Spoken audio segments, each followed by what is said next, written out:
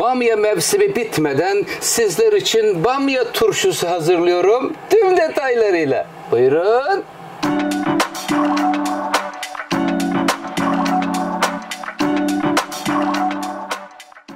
Kıymetli seyircilerim, Oktay Usta'nın mutfağında kış hazırlıkları tüm hızıyla devam ediyor. Burada 2 kilo bamyamız var. Efendim böyle büyük bamyaları sever misiniz kıymetli seyircilerim? Çok güzel oluyorlar. İçleri bol çekirdekli, içinde sıvısı var, mide dostudur. İnşallah bu bamyalardan size turşu hazırlayacağım. 2 kilo bamyaya bir baş sarımsağımız var. 5 tatlı kaşığı, yemek kaşığı değil, tatlı kaşığıyla tuz. Yani 2,5 çorba kaşığına denk geliyor. 1 yemek kaşığı da toz şeker. Burada 1 bardakta üzüm sirkesi var. Üzerine sıcak su koyup vakum yaptırmalı olarak hazırlayacağım sizler için. Burada böyle 2,5 litrelik bir tane cam kavanozum var. Şimdi bamyaları içerisine dizeceğim. Şöyle yatırıyoruz. Yatırdıktan sonra bamyaları getiriyor.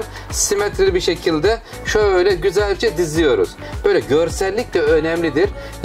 Mutfağımızda şöyle açtığımızda eşimiz dostumuz gördü. Ne kadar güzel olmuşlar bunları. İnci gibi dizmişsin dedirten tarzda olacak inşallah.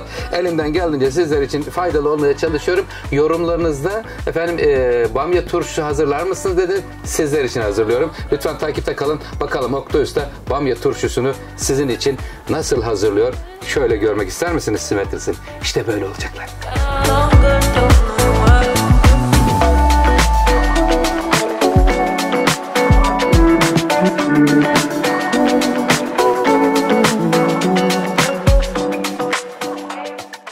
Bamyalarımızı kavanoza güzelce dizdik kıymetli seyircilerim. Gayet de güzel oldu. Buraya şöyle bütüncek sarımsakları bırakıyorum. İsterseniz daha küçük parçalara da kesebilirsiniz. O da olur. 1 yemek kaşığı buraya toz şeker veriyorum.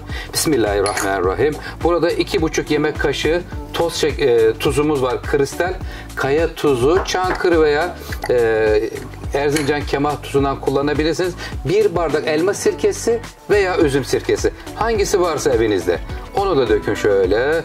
Evet, döküyoruz. Ve şimdi üzerine bismillahirrahmanirrahim. Sıcak suyunu verip vakum yaptıracağız. Yani ters çevireceğiz ki sıcaklığıyla vakum yapmış olacak. Haydi bakalım Haşim. Kış hazırlıkları bütün hızıyla devam ediyor. Bakın şuradan yukarıya doğru yükseldiğini an ve an sizlerle paylaşıyorum. Haydi bakalım. Son derece kolay ve güzel. Tam kapağa yaklaştığımız zaman bak buharlar çıkıyor görüyorsunuz. Şimdi ne yapıyoruz? Hemen acele açtım. Allah bismillahirrahmanirrahim. Bakın şu anda kaynıyor görüyor musunuz? Bak sıcaklığıyla birlikte. Görebiliyor muyuz? Görüyoruz.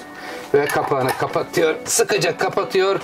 Ve ters çeviriyoruz. Şöyle 1-2 tur çevirin. Buradaki tuz erisin, şeker erisin, sirke karışsın. Sonra da böyle ters çevirip vakum yaptırıyoruz. Hiç bozulma riski olmuyor.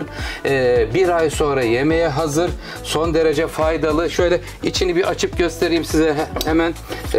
Bamyanın içindeki sıvılar çok önemli kıymetli seyircilerim. Tam bir mide dostu. İşte bol çekirdekli ve işte midenin dostu burada sıvısı içinde oluyor. Sizleri çok seviyorum. Oktay Usta'dan efendim güzel bir turşu tarifi geldi. Ne turşusu? Bamya turşusu. Yorumlarınızı ve beğenilerinizi bekliyorum. Oktay Usta'dan tarifler gelmeye devam edecek. Hoşça kalın, sağlıklı kalın efendim. Allah'a ısmarladık.